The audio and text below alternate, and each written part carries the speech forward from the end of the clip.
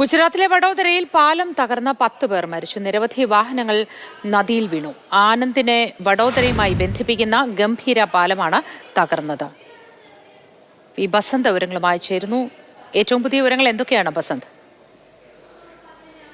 വരുന്ന വിവരമനുസരിച്ചിട്ടാണെങ്കിൽ ഈ പാലത്തിന്റെ അപകടത്തിൽ ഏകദേശം 10 പേർ മരിച്ചിട്ടുണ്ട്. 6 പേർ പരിക്കുകളോടെ ആശുപത്രിയിലാണ്.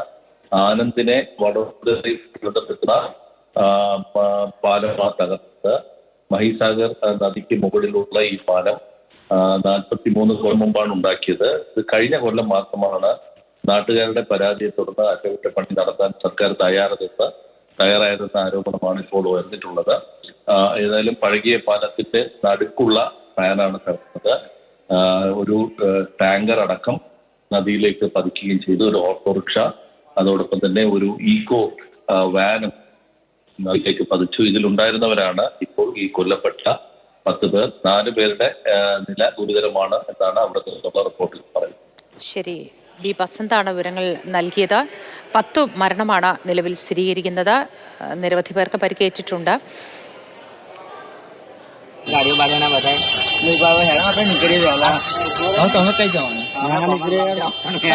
गंभीर